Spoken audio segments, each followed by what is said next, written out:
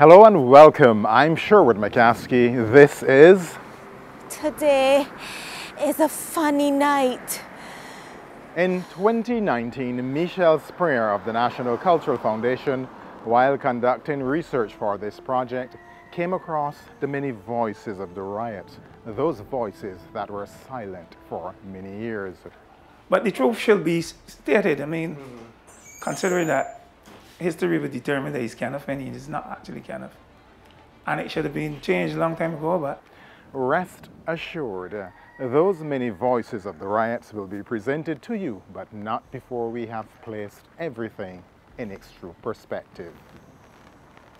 That, of course, will include the major players, those who, through their work, awakened the consciousness of the people and whose names are today now emblazoned throughout Barbados. Now, we're back in the 1930s. There is a confluence of events and influences in the lives of our thinkers that is prompting their decisions to stand up and boldly become the rabble-rousers of Barbados. Historian Dr. David Brown begins with the experience of one of our renowned writers. Interestingly enough, it had absolutely nothing to do with his writing, but all to do with this church.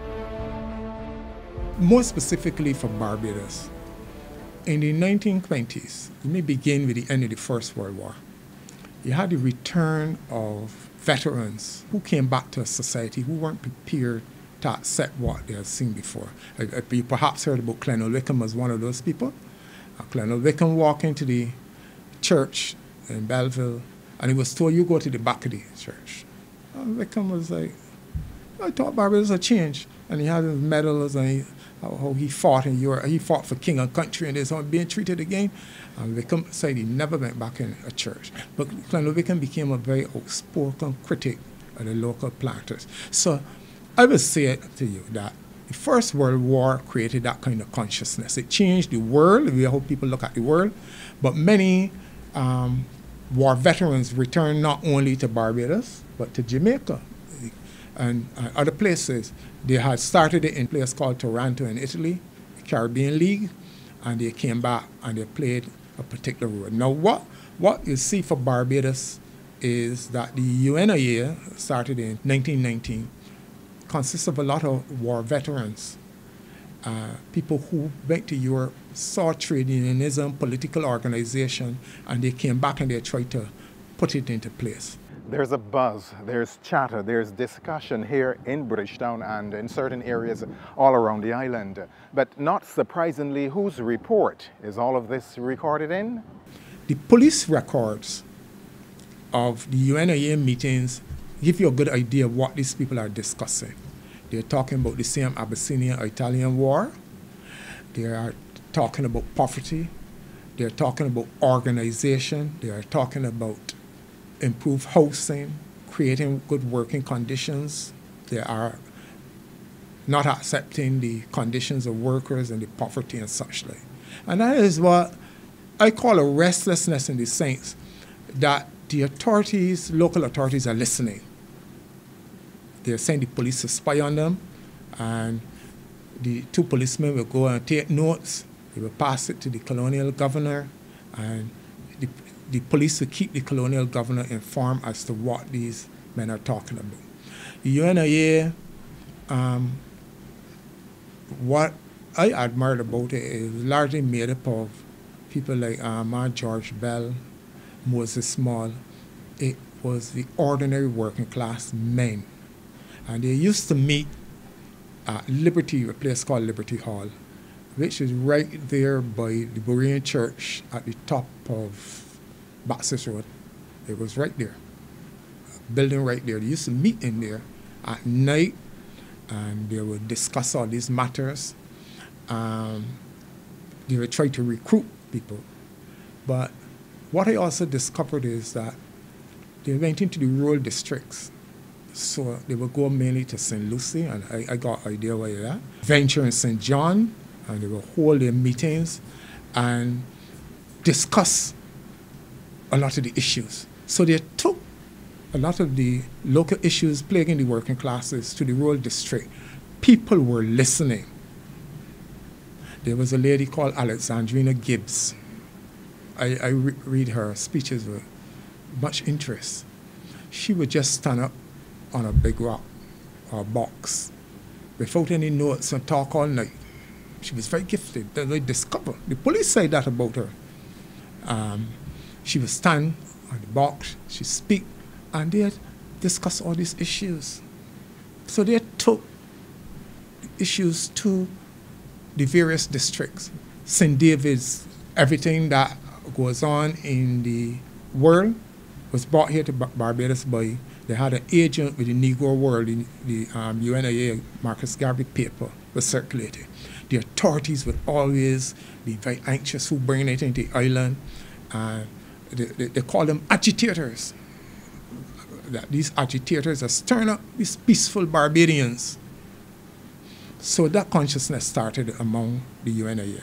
Now here enters a gentleman who would become one of our national heroes. His role and the part he played in educating the masses, all in an attempt to change the social conditions of the poor. His was a form of social revolution. He felt the plight of the masses and he was compelled to fight against it. In 1924, Charles Duncan O'Neill started the Working Men's Association and the Democratic League. But I would like to suggest one side that a lot of the local historians and scholars never focus on is Charles Duncan O'Neill as a Garveyite. Now, how you say he's a social reformer. I saw the speeches in which Charles Duncan O'Neill is talking more about Africa and the exploitation of Africa, about the Abyssinian-Italian War, about poverty in Barbados and how he intended to do something about it. So he started his own grocery stores on the same area of Baxter's Road where you had the Liberty Hall. And night after night, Charles Duncan O'Neill, with his working class cohort, speaking about these issues. What was interesting is, come out for Barbados is the sort of society Barbados is. The local blacks and the whites considered O'Neill to be a traitor to his class. They could not understand why a medical doctor would associate with these working class men like George Bell and Moses Small and such like. These were ordinary men who night after night talking about this issue. So when I talk about the restlessness, I was talking about the political agitation, which when you read the documentation of the authorities as well, they were concerned about. Not surprisingly, around this time, the authorities on the island are gearing up for some form of protest action. They always expected the working classes to rebel. They came up with something called the Ceylon Plan. You know that the authorities had an elaborate scheme for if the locals should rebel, how they can mobilize the forces, they are getting garrison. It was called the Ceylon Plan. And what was interesting is when the disturbances and the uprisings started in the 1930s, it took them by surprise. They couldn't even get it put in place because they planned too much about it. And they didn't really understand the nature of social unrest. They expected that unrest takes place, like some scholars say, like unrest is like a balloon itself as well, and then it bursts. It don't work like that. Anything can trigger social unrest. Social unrest among any population can happen at any time. You recall it, I think in the 1990s in Jamaica, the government carried the price of gas and people rioted. Nobody did looking for that. Right? Just the increase in the price of gas caused an uprising. So that was the nature then of what I call the restlessness, in terms of that people had a political conscience and a consciousness that was started and stimulated by political organization of people who I don't consider to be not agitators, These were very conscious people. Within this restlessness, yet another gentleman who would later become a national hero of Barbados, the Right Excellent Clement Osborne Payne. Yes, he entered the fray at this point in time. How did we get a sense of who Clement Osborne Payne was? What was he really about? Was he a political agitator or was he not? Well, we get a sense because, we get a sense in two ways. One, because he was a target for the police right from almost from the time we started to have meetings. So therefore, we have police files, and these are there. Secondly, when he got deported and went back to Trinidad, he wrote a little piece on his time in Barbados. I think it's My Political Life or something like that. So he wrote a little piece about what he was doing. So he's saying something about this. But the third and the most important thing is this, is to recognize that Payne didn't just become a political agitator when he came to Barbados. The important point is that Payne was already a political agitator in Trinidad. He had been a political agitator since 1935. He comes in 1937. But by that time, he was an agitator with some experience. Payne was a very active campaigner, member of the UNIA. He spoke on platforms. He was a very gifted speaker. There was an organization in Trinidad called the Negro Welfare Cultural and Social Association. It was a Marxist group. It was a revolutionary group. So it was, in a sense, a little bit, hidden, a little bit hidden. But he was a member of that. And certainly by 1936, he was in the front rank. He was in the front rank of that organization. And I say that with a certain amount of confidence. One, because one or two people have written about him. But I went to Trinidad and interviewed two of the surviving members. In fact, the people who recruited him into the organization. I went down there and I interviewed them. And they say, we sent Payne to Barbados. We sent him here to mobilize the workers so that the people could know what was happening in Trinidad and solidarity should be established. In fact, they sent people to St. Lucia and St. Vincent as well. So what I'm saying is that if you bring that on board, one recognizes, therefore, that he wasn't just a fly-by-night operator, okay? Here was a man with a certain amount of experience as a political agitator, and he came here to do a job. Tonight, I am standing up for Mother Barbados. She is being raped. She is being pillaged from town to town and village to village. Tonight we shall talk about ending our status as a colony, as the time has come to send the governor back to Brittany. There can be no freedom and citizenship so long as Barbados remains in a colonial relationship. There can be no justice for the poor so long as the blood-sucking capitalist merchants in BS and T keeps us trapped in poverty. Now, how he started to do the job is the reason why people call him an opportunist, because when he came here, the first thing he did was to try to get control of something called the Barbados Political Association, which was the old O'Neill, the remnants of that. And that didn't work out too well.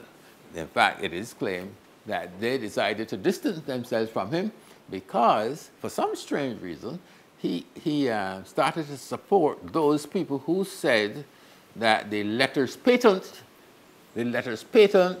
should not be abolished. In other words, this point is a simple point. Letters patent? Have you heard of that before? Now, exactly what was letters patent? What did it refer to? Up to then, membership of the upper house, what was then called the Legislative Council, was more or less for life. And in 1937, the governor, I think the governor partly at the urging of the colonial office, wanted to change and to make it 5 years rather than for life. That was the big issue about the letters patent. So that is, in a sense, a progressive move. But Payne was on the other side. Why he was on the other side, I have never been able to find out. But I suspect, and this is really where the argument about opportunism comes in, that Payne was looking for allies wherever he could find them. Okay? And I think that was a misstep as far as I can see. And I'm thinking, and I would say that people like Crawford and people like Adams would have put a big question mark over him as a result of his siding with those who wanted the letters patent to continue. I think there's a very simplistic approach when I look at the actual facts and what was done and what was said by the colonial office, etc. So Clement Payne, I saw him as a radical, serious radical, who came up mainly in Trinidad in terms of his politics, and his politics would have been very revolutionary politics in comparison to what was happening in Barbados. He was both in terms of the Negro movement as well as the socialist movement and so on. So there's no doubt about that, but there was an element also, I think, in Payne, a bit of adventurism, because Grant Adams claimed in the public platform, the Lower Green, he claimed that Payne had been taking money from the conservatives to do what he was doing. That is what he said. That's in Adams' own words. And therefore he was wondering what kind of person this is that we're supporting, just a man who wanted to get a bit of change, etc.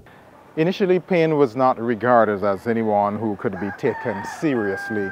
He was seen as being a lunatic and causing trouble. In the year when it was the Abu Bakr coup in Trinidad, I wrote the Trinidad archivist, and I told her I'm interested in the Trinidad side of Clement Payne.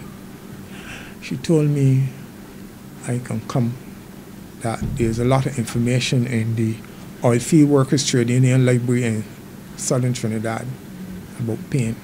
And I wanted to research and write a book on that side of Payne and what happened here. But believe you me, it was a summer I didn't get a chance to go. And while in Barbados, I heard about the coup. If I had gone down there, I'd be down there when that coup was going on. But I never followed it up. But that is an active area of research that for some youngster, go down in Trinidad and sit in the archives. Is a fertile ground for research. But I never get around to it, but I got other interests now. So I don't think that I would be able to spare 2 or 3 weeks to sit down in the Trinidadian archives and research it. So I throw it out to anybody who want to, any young historian. I can tell you exactly where to go. And the Oilfield Workers Trade Union, sit down there and you have Payne. Plus the police were also following Payne, and there's a lot of information by the Trinidadian police of Payne's speeches in the UNIA and such like. He is now the right excellent Clement Osborne Payne. It is worth the study. There is much to be gained from researching and writing. It is an opportunity for us to deconstruct that portion of our history and place it in its true perspective for all. When you hear their comments about Payne, they thought Payne was a little bit of a hustler. They didn't really think that Payne was serious about anything. Okay? And I would think too that they might have been a little bit concerned about the sorts of people that Payne was trying to move, to agitate. In other words, when you hear somebody like Godson, he would say that, you know, these were the loafers, you know, the unemployed, basically the lawless. I mean, these are terms that were often tossed about in relation to the people who associated with Payne and the people who Payne was mobilizing. So I'm saying that there is, you might call a little bit of a disjuncture here between the people who eventually became the spokesmen for the underprivileged. There was a disjuncture between them and basically the people that they spoke for. And certainly at the time of the disturbances, they were not in that corner. When you read Crawford's accounts as presented in the memoir, what in fact you find is no clear sensitivity to the set of issues that were being ventilated by these people involved in the disturbances or the rebellion. What I mean is, Crawford's accounts are important because they present a first-hand account of some of the action inside the city. He actually saw 1 or 2 people getting shot, okay? But you will look in vain, therefore, for an explanation for him a connection between himself and his activities, because he is active, because he is in the tradition of Colonel Wickham. His newspaper is a continuation of the Herald, and the Herald was socially conscious and therefore speaking about the plight of the man. What I'm saying is, you will look in vain in Crawford's accounts for any real sensitivity. I mean, he's obviously appalled that, say, the woman, the trader, she gets shot down and she's not doing anybody anything. He's obviously appalled by that. But he doesn't really say anything about the set of conditions which might have provoked the disturbances. So, the point I'm getting at is this, that Crawford, to some extent, represents the position that most of the black, or non-white middle class tended to take towards Paine and the people that Paine was speaking for. Meaning by that, I mean, what I just said is true for Grantley Adams, who becomes the great champion later on. What I'm saying is that, to a large extent, they did not see the mass of the people as people who were politically important. I mean, in a general sense, they recognized that they had problems, the problems of low wages, problems of bad sanitation, poor housing. They recognized all of these things. But as individuals for whom they should be moving the earth to please, there was no real indication of that. Not at all. They recognized that there was power, the potential for power here. I mean, Grantley Adams, for example, he was telling the Dean Commission, it is only when Paine was before the law courts and all the people turned out to find out what was happening, and he said that he realized that he was a man of some importance. He'd never seen such large crowds. Now, he's a politician, and he's been a politician for some time. He'd never seen such large crowds assemble in support of anybody. So you see where I'm going? That you have this distancing between those who are political leaders and the people who are, in a sense, voiceless up to that point. However, there is some sort of conjunction, because I would suggest that people like Grantley Adams recognize the potential in this mass protest, this new politics of the street. And he recognized that if he could ever get control of that, he would have a political kingdom, which he did do. Well, that's one way of looking at it. Another historian might very well contest that, but it is the interpretation of one of our noted historians, and that will be respected. But the recognition and acceptance of that power shaped the political landscape of Barbados. Grantley Adams was the man who was behind the disturbances. He could not be up front because he was a lawyer. What he was doing was against the law. He would have been disbarred and there would be no future for Grantley Adams. Not that he was a coward, but he had to operate in a particular way to make sure that things happen, because the impression is being given that he used Paine in order to get where he was. I think there's a very simplistic approach when I look at the actual facts and what was done and what was said by the colonial office, etc. So Clement Paine, I saw him as a radical, serious radical, who came up mainly in Trinidad in terms of his politics, and his politics would have been very revolutionary politics in comparison to what was happening in Barbados. He was both in terms of the Negro movement as well as the socialist movement and so on. So there's no doubt about that, but there was an element also, I think, in Paine, a bit of adventurism. Paine had been active with meetings all around Bridgetown from sometime in May. In fact, he held about 20 meetings, at least 20 meetings, between May and July. There's an attitude of aggression in the atmosphere. Yes. It is not created by us. It does not come from within us. It has reappeared, no doubt, because our social redeemer and political liberator is here. Some of you come from far, and some of you come from near. From Boscobel and Farnbell, from Spikestone, Holton and Oystein-Stone, from Holders Hill and Spooners Hill, from Lightfoot Lane, Busby Alley and Emberton Lane, the sweetest vicinity within the city. If I have excluded anyone here, do not shed a tear or stand in the rear, because I welcome all comrades gloriously to Golden Square. Last night, we met in our thousands. Today, the press reported we were no more than a few dozen. Tonight, we are even more. But tomorrow, the headlines will read that attendance was poor. Truth is our salvation. That's true. But the press, poor circulation and no advertising shall see their ruination. The Observer, you don't mention the Advocate at all. The Observer didn't report anything about Payne. They mentioned Payne until the march to Government House. And this is when the case has started. You know, the case has started.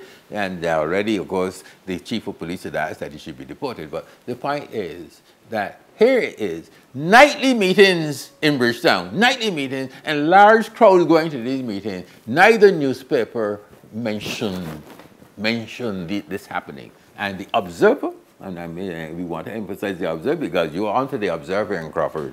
The Observer did not mention these meetings. So that's the point about the disconnect that I've been talking about earlier, okay? The disconnect is there. Here he is, he's reporting. Yes, he's reporting what is happening in Trinidad. But, I mean, is he sensitive to the fact that Trinidad could be repeated in Barbados? If you look at the pages of the Observer, he was not sensitive to that. The problem about history is a wide tapestry. So you can look at anybody and you can take out all of the positive points and put them there, and then don't put in the negative. That's not my type of history. You have to get the positive and the negative because they have to give a balance of the person I'm writing about. Now, while I came out in support of Clement Payne, seriously, I didn't want at the same time to give the impression that there weren't some issues to be discussed about what he was saying. When Clement Payne arrived in Barbados, it was all right for it. Clement Payne, I'm convinced that the speeches of Clement Payne exist somewhere in this island or in the archives. We would only be able to find two, but I took a different methodology of interviewing people who lived through the period, and I was able to piece it together. But Payne was talking about some of the same issues. Payne triggered something that was there a long time ago. He talked about worker organization, trade unions, the same Abyssinian War, poverty. You will notice that Payne put together the team that spoke with him were the old Garveyites from the early period. Israel Lovell, Rufus Hurley, Brains Allen. All of these fellows were in the movement from the 1920s and the 1930s. Payne came, he pulled them together, and all hell broke loose in Barbados, July of 1937. So that is what that restlessness was about. The joys of history and the ability to enjoy and present it in a manner that is acceptable, understandable, and palatable. All hell broke loose in Barbados. Well, next week we will discuss that hell that broke loose in Barbados. I'm Sherwood McCaskey. This has been...